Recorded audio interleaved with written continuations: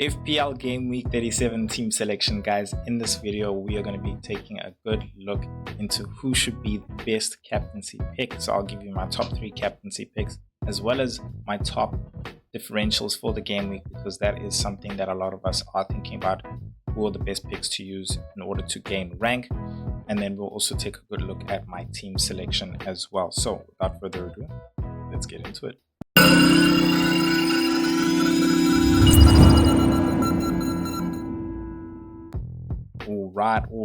All right, guys. So let's get into it. And first things first, we're going to start off with captaincy. So what I wanted to do here is I wanted to bring together the players who I have an idea as to who I think are the best captaincy options. And then I put together 2 tables basically showing their goal threat, which is the one that you'll see down here, which is them above, and players that I selected: Wissa, Bowen, De Bruyne, Watkins, Rodgers, Mbeumo, and Palmer.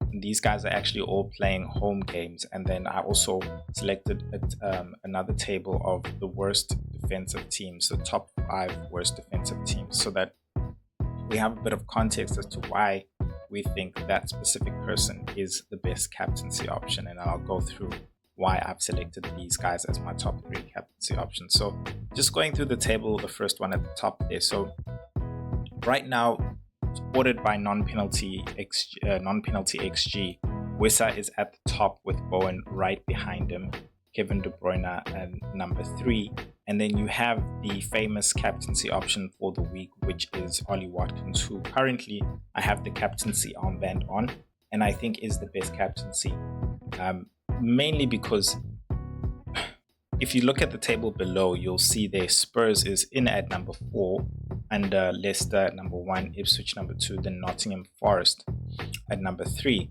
But you look at this is as well, that table as well is also ordered by non-penalty XGC, so goals conceded. So Spurs is number 4, but I mean, these guys have conceded the most goals in the time period which I've also created this table, which is basically from game week 30 to game week 36. So you can imagine in that time period, these guys haven't conceded the most goals, as well as further on in the table. You won't see it on this part because I shortened the table. Spurs most part where they concede their chances is through the center, which is very much where Ollie Watkins plays as well. So furthermore, advocating for him to really become the best captaincy option there as well.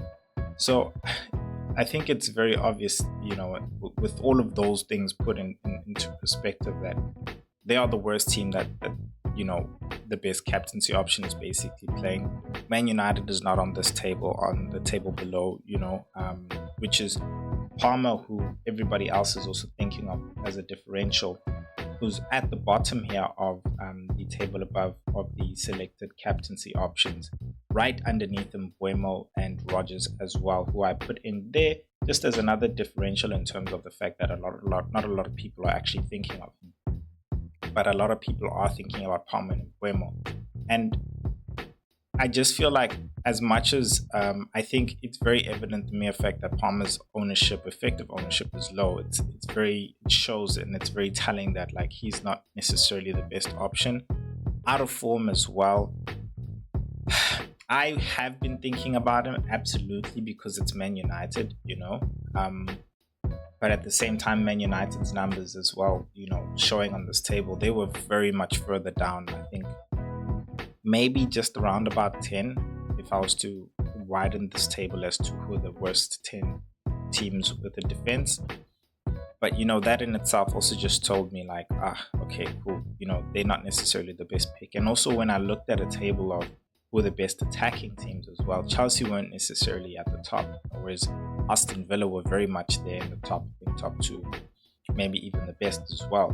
And that even again furthermore advocated for Watkins being more so the better captains. But going back to the top where Wissa and Bowen are, I don't think you can really ignore those numbers. Yes, fine, Wissa having actually blanked in the previous game week.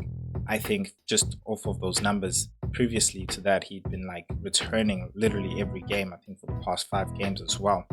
So his form, I believe, is still he's still very much in form. Also considering he's at home playing a team that is on the beach, Fulham, who really got nothing to play for, and I think it's something to note as well that if Palace don't necessarily win that FA Cup final, then they are into a shot for going in for 8th place. So they do have something to fight for in that game as well. So Wissa has had some really good stats basically. I mean, you look at the big chances that he's had is 7 big chances, which is the most over there.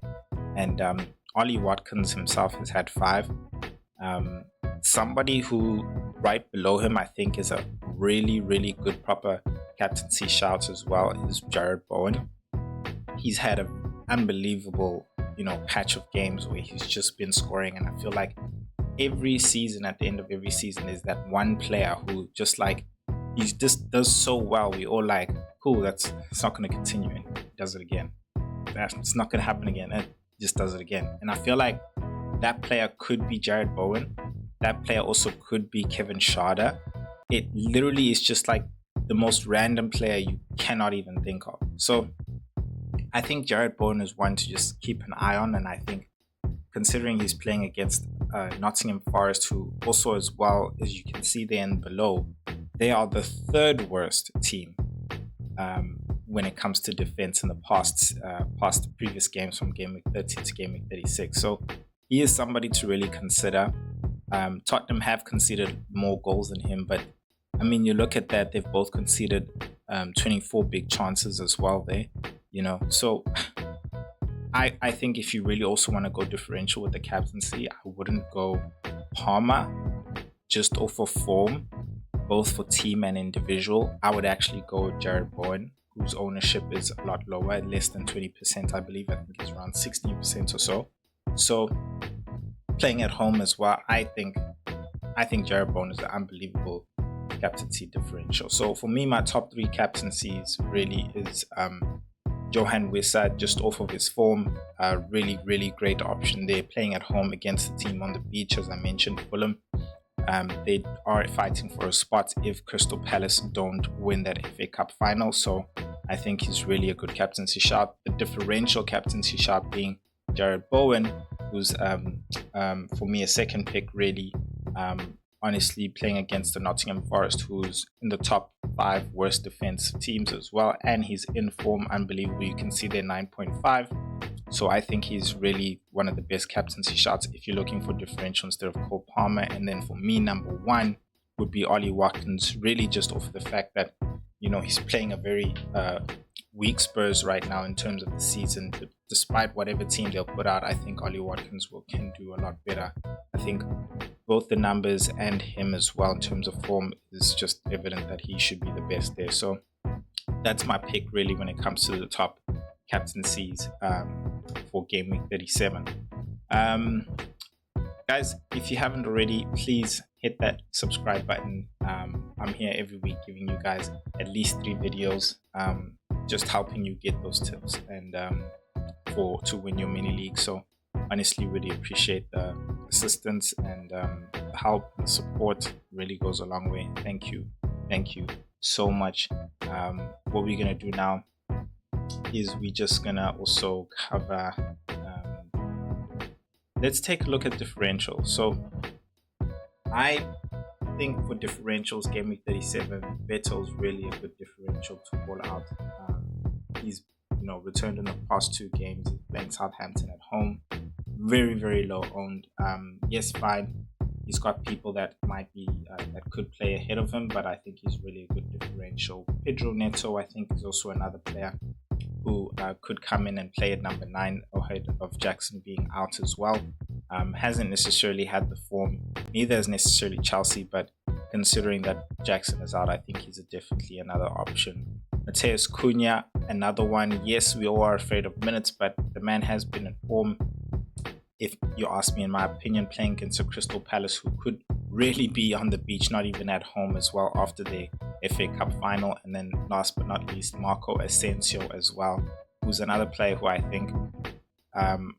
think could actually just blossom in that Tottenham Hotspurs game. So I think he's somebody that we should consider despite form of him. He's playing in a very good team as well, playing against a very weak team. So those are for me my differentials. If you want to see and try and get ahead in your mini league, I wouldn't necessarily take a hit for those guys, but it really depends on how desperate you are. So those are just differentials I thought I could cover for you guys, for those of you looking for real ultimate differentials. But just covering the Fantasy Football G League table, the temperature is C. Almost rounding things off now at the end of the season. Definitely, I believe it's not even a freak of nature has to happen, quite frankly, for any of us to really catch him right now. But Marcel is not giving up, very evidently as well. The Hitman himself, honestly, he needs to change his team name to Hitman, dog. This guy, I wish I was him, honestly. But our Killer Squad is right behind him, trying to take over, but he's just not giving up on it. And slotting them away as well is not letting Killer Squad out of his sight. So that top four, should I say top three, top four, really is really tight there. And then Stingers FC also hoping that he could try and make a lot more stings than the guys he has below him. Hashtag 115 is the one player who really moved this past game week in the table. So he's looking to see if he can actually sting Stingers FC there right above him and make it into the top 5. And then Marauders drop down right in front of Dallas Dominators. Marauders, I'm sure, hoping not to drop down any further. There is a bit of a gap there between them, but let's see what happens if Marauders could make it right back up to number 6, maybe even top 5 there. Dallas Dominators still climbing. I'm very sure that he has got another trick up his sleeve, but Bloodline FC does have something to say for it. So he is there at number 9, rounding it off. Been stuck in and around there.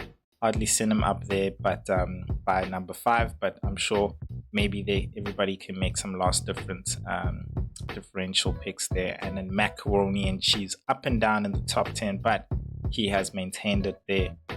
So well done, Bryce. That is the Fantasy Football G League coming to an end.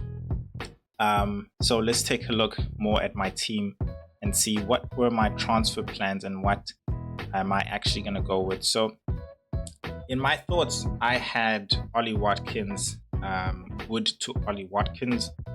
I was also contemplating a Mo Salah to a Palmer. And then the Mikalenko move from Trippier to Mikalenko was really just another thought of, like trying to capitalize on the game they got against Southampton. I think for me, definitely I'll be making that Ollie Watkins move. The Salah one really was a contemplation because I was just thinking to myself, Salah and them are on the beach, man, literally in Dubai, bro. Apparently they've only had like one training session in the previous game and in the previous game week and this game week as well. So to me, I'm just like, I'm not sure I really want a Salah team who is only training once. They're going to be playing away against a team who's also playing for something, which is Brighton. And that's where my consideration comes in when it comes to like moving Salah out. For a hit, it has to depend on the player. It has to be a very good differential. I think I would have done it, say, if Salah was a striker, I would have done it for Ollie Watkins for a hit, definitely. But not Palmer anymore. Not just because of the Palmer's form and so on. I'm just like, look, Palmer can come through and do something. He's that type of a player. He's really good, talismanic. So I think if you want to go for him, absolutely go for him. I just wouldn't be surprised, basically, if that pick doesn't necessarily work out for me. And I think also for you guys, what I would do is I would really wait until the deadline, see if you can hear any team leaks, more so for Aston Villa, and see who you can figure out is going to be playing behind Ollie Watkins through the center. I think if it's Asensio, I would consider, and I know I said because he's a differential that maybe I wouldn't do it for a hit, but it's Tottenham, bro, and I just feel like those guys are going to concede against Aston Villa, who's definitely playing for top 5. So that is one one type of hit I would consider for Mo Salah, but he is becoming a somewhat differential for those people who are chasing. Mo Salah, I think we're all holding on to him because we feel like he's got one more in him, one more hole in him. It's just hard to see it if his mind is not necessarily there. The goal is, the idea is, the fact that he wants to achieve it is, but mentality is different once you've won the league, and you guys are just like having one training session, dude. Yeah, it is what it is. But yeah, that's my transfer thoughts. So let's take a look at my team. Let's move over to the press conference room.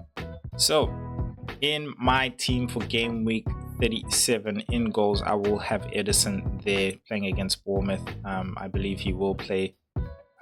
Not worried at all with my backup keeper being Alisson Becker. In defense, I'll be playing a 3 there with 8 Nori on the left back playing against Crystal Palace. Vardio in the middle against Bournemouth, and then a Munoz there playing against Wolves. Not worried at all on any of them really playing and featuring in the game. The minutes are very secured, even with the fixtures of the FA Cup as well. So not worried at all. Then in the midfield, I've got a Brian Mbeumo with a Kevin De Bruyne, Kevin Schade playing ahead of Mo Salah. I think you really know why. Then the vice captaincy on Jared Bowen, and then in the strike force there, ahead of Wood most likely will be, of course, Ollie Watkins, and then I've got a Wissa and a Cunha. Very happy with the team. I can just make that one transfer, Captain Watkins. I did really want to go differential in some way here this week, but maybe that's something I can do in the next game week. Just maintain the, in your mini league, you have like guys who like you just like, no, I gotta make sure on this guy. This guy just does not, take me. That for me is slotting them away right behind me. He's just become a little bit of an annoyance I need to take care of. Just settle the score once and for all.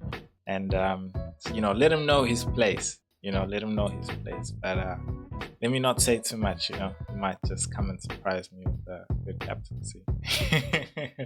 So yeah, hopefully I can catch a lot of you guys out. But yeah, that's my plans. Honestly, boring, but I think I can excite you guys in game week 38. Hopefully with some wholesome changes. And yeah, I think I'll definitely be taking hits just to see if I can, depending on how this game goes, really. But I think I need to go safe and just bring in Ollie Watkins, captain him. Yeah. But that's my team, guys. Let me know what you think in the comment section. Also, please hit that subscribe button. Really, really appreciate it as well. And I will see you guys in the next video in our last game week. Wow, it's been a season. But yeah, I'll check you guys. Peace.